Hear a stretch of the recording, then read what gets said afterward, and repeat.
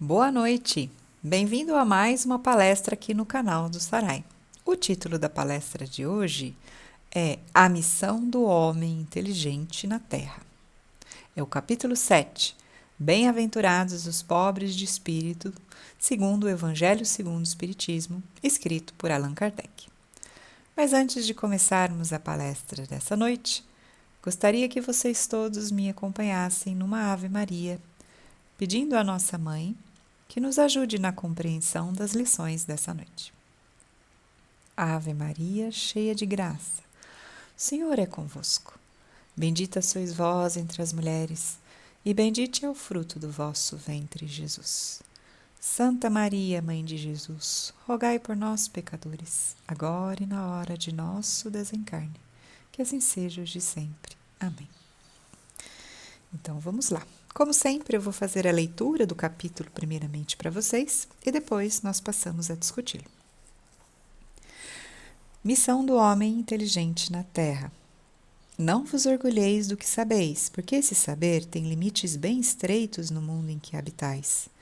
Mas suponho que sejais uma dessas sumidades inteligentes desse globo, e não tendes nenhum direito para disso vos envaidecer também. Se Deus, em seus desígnios, vos fez nascer no meio onde pudestes desenvolver a vossa inteligência, é que Ele quer que dela useis para o bem de todos, porque é uma missão que vos dá, colocando em vossas mãos o instrumento com a ajuda do qual podereis desenvolver a vosso turno as inteligências retardatárias e conduzi-las a Deus. A natureza do instrumento não indica o uso que dele se deve fazer? A enxada que o jardineiro coloca entre as mãos do seu operário não lhe mostra que ele deve cavar? E que diríeis se esse operário, ao invés de trabalhar, levantasse a enxada para com ela atingir o seu patrão? Diríeis que este homem é horrível e que ele merece ser expulso do jardim.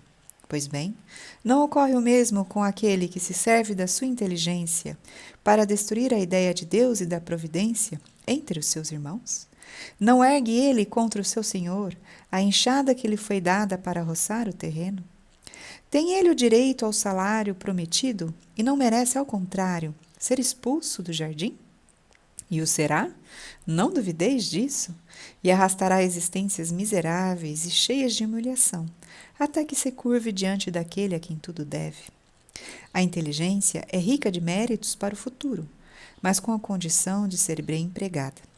Se todos os homens dotados dela servissem segundo os desígnios de Deus, a tarefa dos espíritos seria fácil para fazer a humanidade avançar. Infelizmente, muitos fazem dela um instrumento de orgulho e de perdição para si mesmos. O homem abusa da inteligência como de todas as outras faculdades, e, entretanto, não lhe falta lições para diverti-lo de que uma poderosa mão pode lhe retirar aquilo que ela mesma lhe deu. Ferdinando, Espírito Protetor, Bordeaux, 1862. Eu destaquei então uma frase muito bonita do Evangelho que diz o seguinte: se Deus, em seus desígnios, vos fez nascer num meio onde pudestes desenvolver a vossa inteligência, é que Ele quer que dela useis para o bem de todos. E quando nós pensamos em inteligência, pensamos na inteligência apenas verbal e na lógica matemática, que é o que tradicionalmente conhecemos. Mas, em 1983, Howard Gardner publicou um livro chamado Estruturas da Mente, onde existia uma nova teoria, conhecida como a teoria das inteligências múltiplas. O autor destacava que não existe então apenas a inteligência verbal e a lógica matemática tradicionalmente conhecidas, mas 8 outras inteligências foram indicadas por Gardner no seu livro. E eu vou ler essas inteligências para vocês. A inteligência musical, inteligência lógica e matemática, que é a que tradicionalmente conhecemos, inteligência visual e espacial, inteligência corporal ou sinestésica, inteligência interpessoal, inteligência intrapessoal, inteligência naturalista e inteligência linguística. À teoria de Gardner foram ainda adicionadas 2 novas inteligências, inteligência espiritual e inteligência existencial. Portanto, se somos dotados de algum tipo dessa inteligência, Deus espera que nós as utilizemos para o benefício de todos e possamos auxiliar os nossos irmãos, sejam eles onde estiverem, ao seu desenvolvimento. Muitas vezes nós trazemos mais de um tipo de inteligência e, infelizmente, negligenciamos essas inteligências, escondemos, os nossos talentos. As inteligências podem ser classificadas como talentos. Escondemos o nosso talento por negligência, por preguiça mesmo, de desenvolvermos essas dádivas que recebemos e colocá-las a serviço do nosso próximo e de nós mesmos. E aí o Evangelho prossegue. Se todos os homens dotados de inteligência, ou de algum tipo delas, ou de várias delas, se servissem delas segundo os desígnios de Deus, então a tarefa dos espíritos seria fácil para fazer a humanidade avançar, ou seja, nós já estaríamos no mundo de regeneração há muitos milênios. Então vamos buscar o que Kardec quer nos dizer, porque ele também abordou essa questão junto aos espíritos.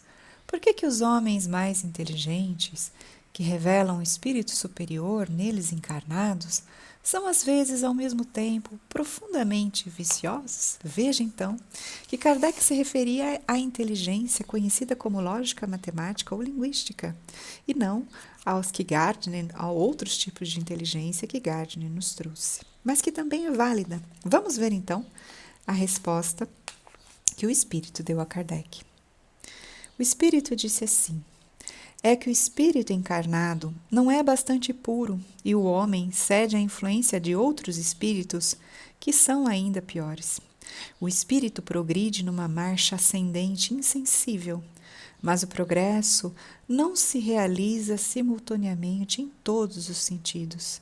Num período, ele pode avançar em ciência, e num outro, avançará certamente em moralidade. Então, olha que bonito que o Espírito diz.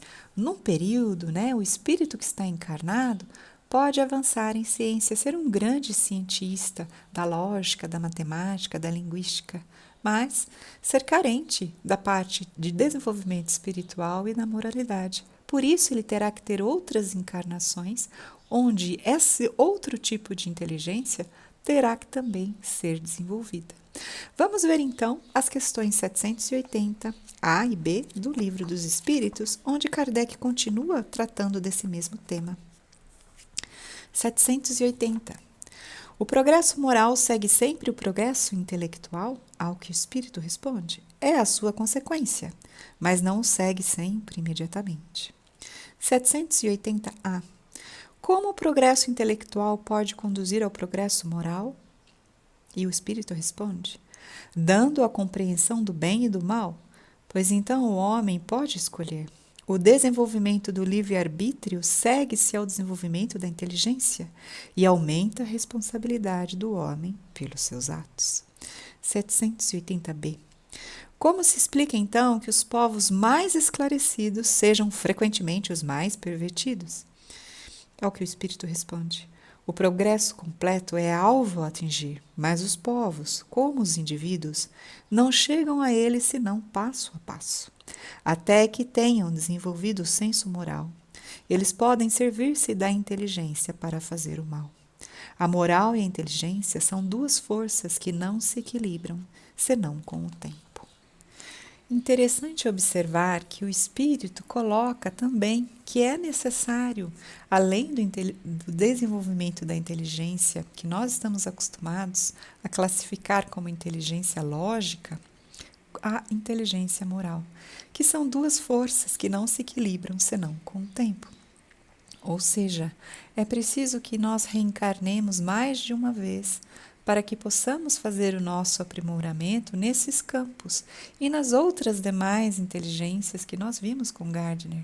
Dentro da moral estão a inteligência emocional, a inteligência da música e outros tipos de inteligência do espaço, da natureza que nós vimos, Bom, é certo que muitos homens que encarnaram no planeta Terra e tiveram um grande desenvolvimento na inteligência lógica não tiveram também a mesma sorte no desenvolvimento da inteligência moral.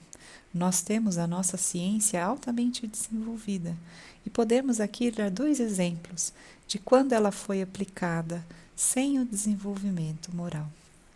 Temos então a construção e o pior, a utilização da bomba atômica nas cidades de Hiroshima e Nagasaki, no Japão, na Segunda Guerra Mundial.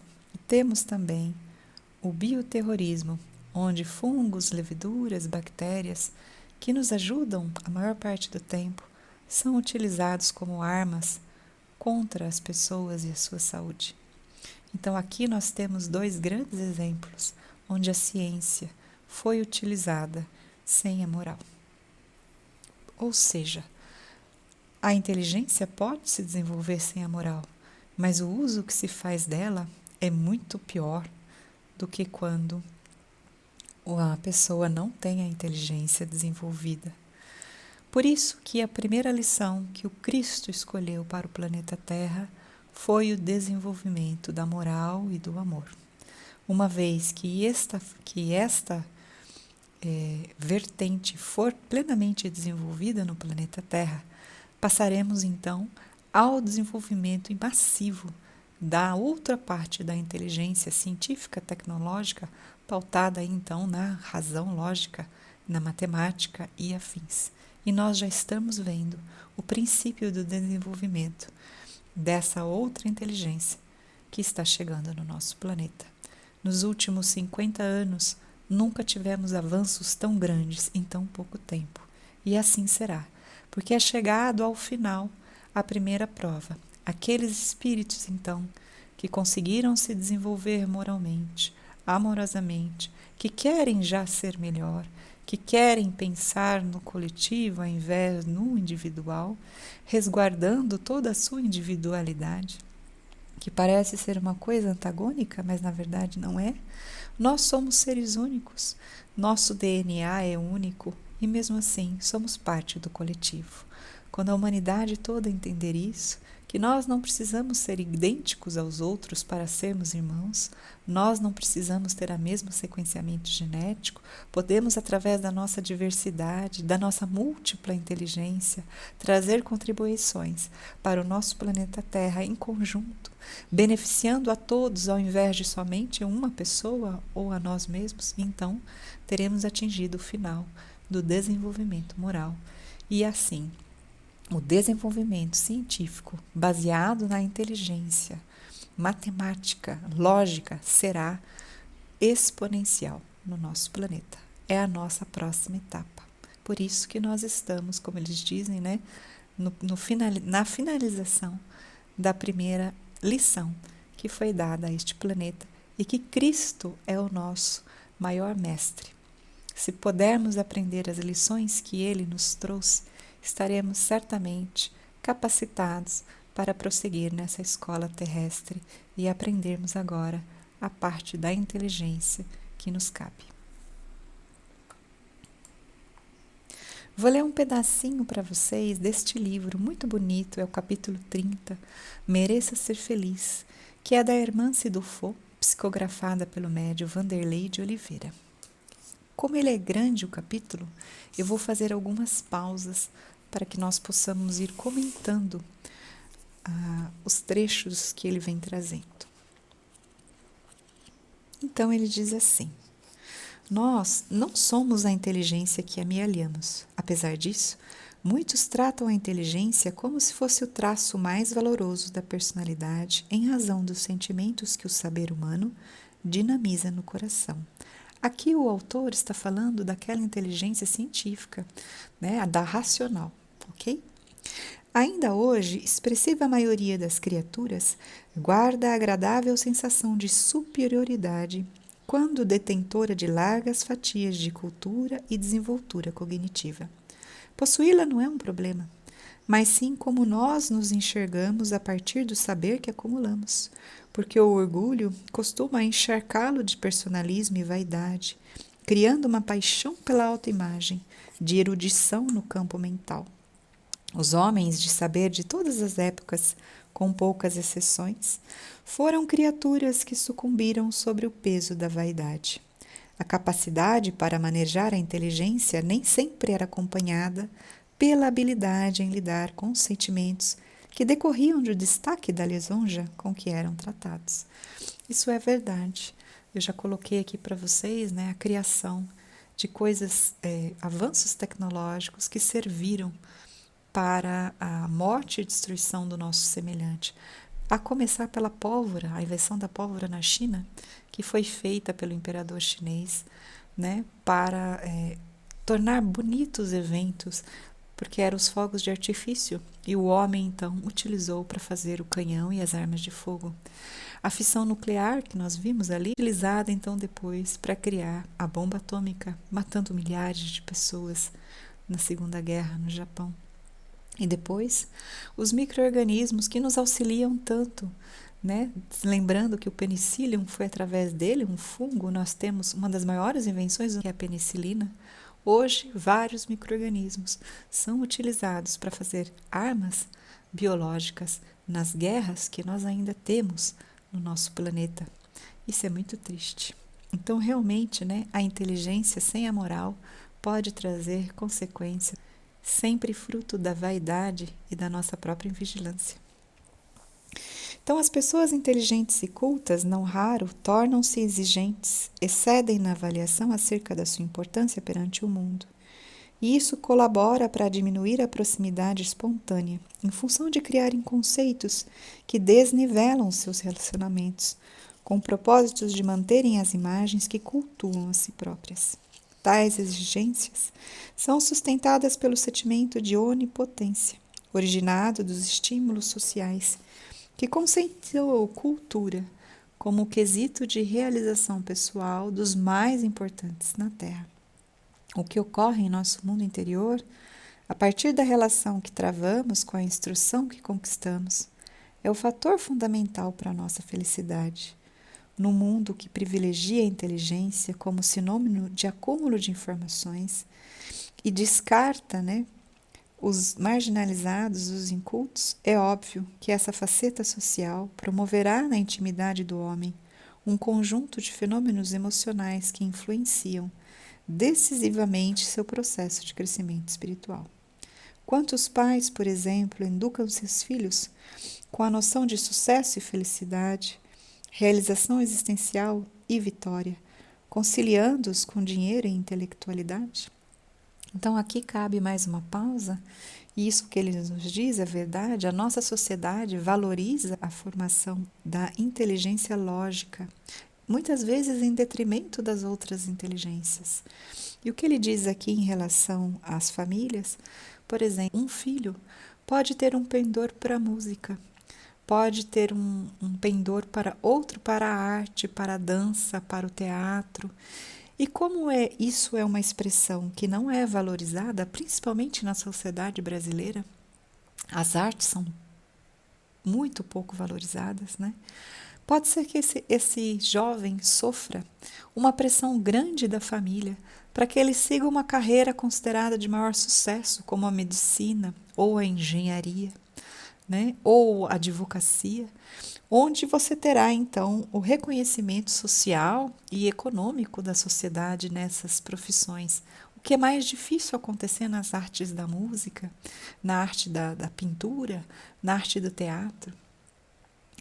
E isso pode infelicitar esse jovem a ponto dele querer tirar a sua própria vida. Então, isso realmente é um problema gravíssimo que a nossa sociedade enfrenta atualmente, né? A conexão da inteligência lógica, né, moral, matemática, com o sucesso, esquecendo que existem outros tipos de inteligências que são tão ou mais importantes do que essa lógica que nós trabalhamos. Do que adianta você ser um homem de sucesso e riquíssimo se não tiver com quem compartilhar a sua riqueza? Do que adianta você ter conquistado o mundo se você não tiver ninguém para lhe apoiar nos momentos de tristeza? Isso foi que Jesus nos disse. De que adianta o homem ganhar o mundo e perder a si mesmo? Então, a irmã também nos diz: cultura é indício de compromisso. Inteligência é traço mental solicitando o complemento do amor para conduzir o homem aos rumos do bem. Dessa forma, aqueles que empregam a inteligência unicamente para a obtenção de destaque pessoal estão sob o domínio do orgulho e da vaidade. Toda emoção dentro de nós significa algo ao nosso respeito, e ela possui uma função sagrada e reveladora. A ausência de habilidades emocionais para lidar com as nossas emoções é uma das causas principais da nossa dor, pois sem uma leitura precisa do que significa e para que serve cada uma das emoções que sentimos, nós acabamos agindo e falando em desacordo com aquilo que realmente sentimos. Assim, as nossas atitudes e palavras vão ter um impacto profundo nas relações e nos contextos ao nosso mundo, trazendo de volta para nós os resultados das nossas ações benéficas ou prejudiciais, libertadoras ou escravizantes.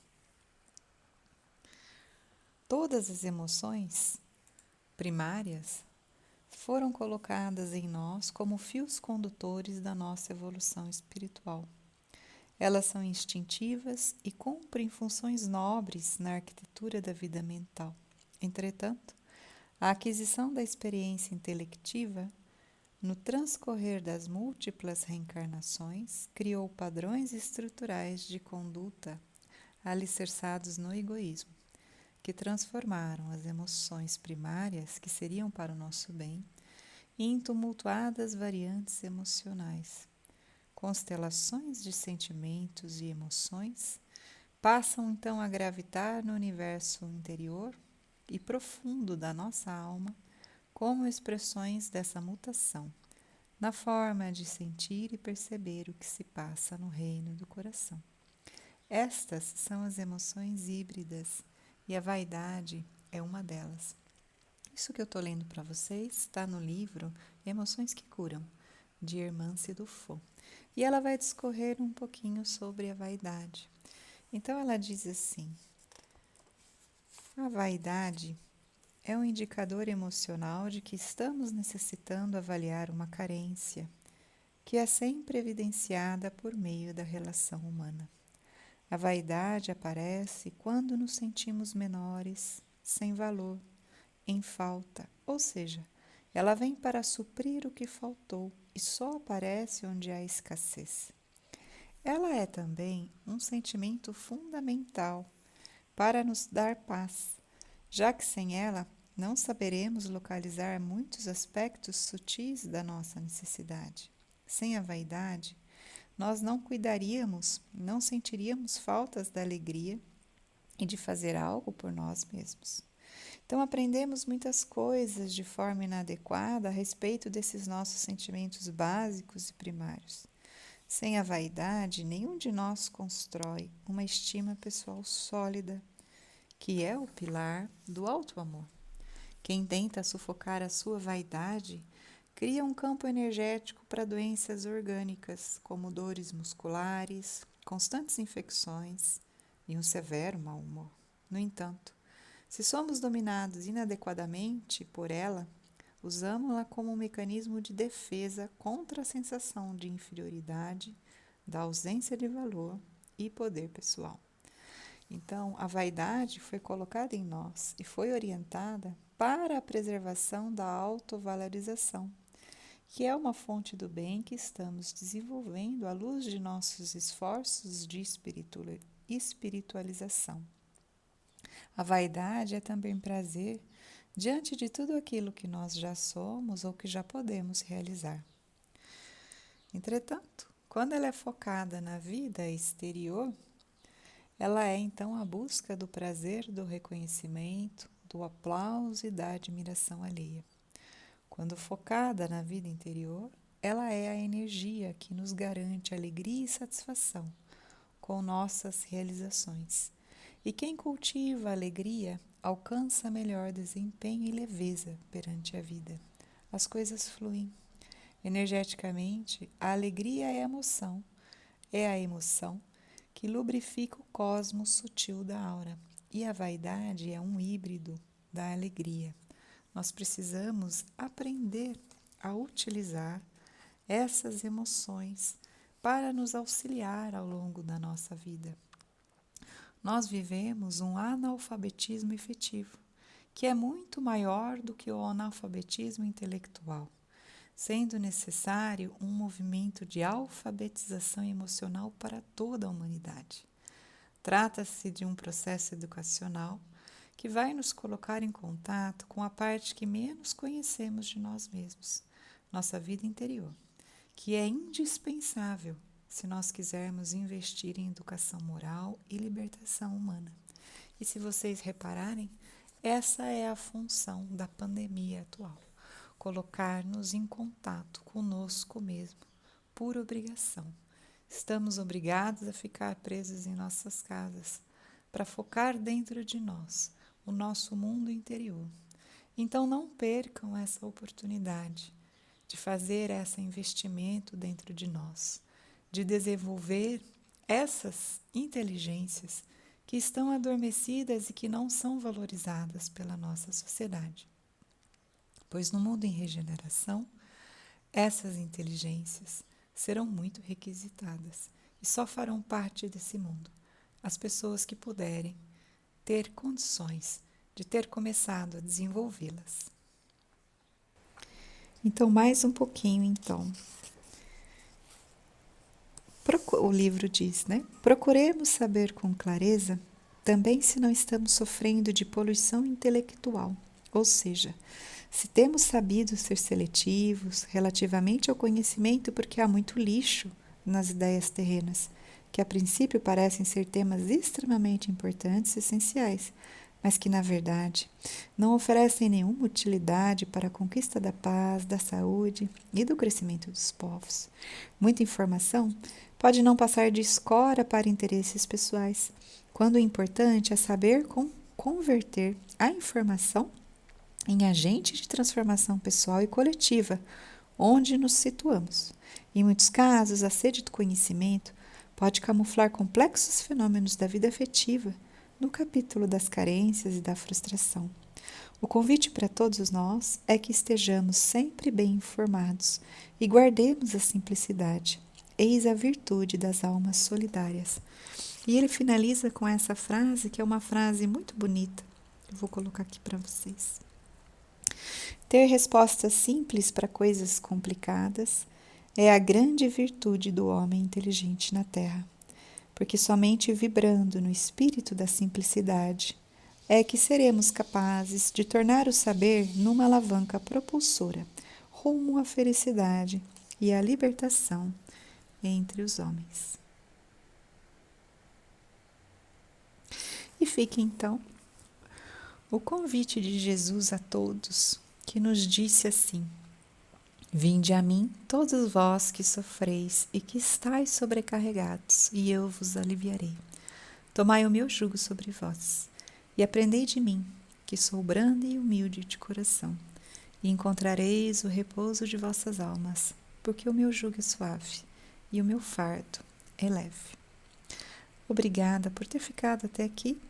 E para nos despedir, gostaria que nós orássemos juntos um Pai Nosso, agradecendo ao nosso Mestre Jesus pelas informações e explicações desta noite. Pai nosso que estais nos céus, santificado seja o vosso nome. Venha a nós o vosso reino. Seja feita a vossa vontade, assim na terra como nos céus. O pão nosso de cada dia nos dai hoje. Perdoai as nossas ofensas, assim como nós perdoamos a quem nos tem ofendido. Não nos deixeis cair em tentações, e livrai-nos de todo o mal. Que assim seja hoje e sempre. Amém. Muito obrigada a todos, e nos vemos na próxima palestra, no próximo mês. Até mais. Tchau, tchau.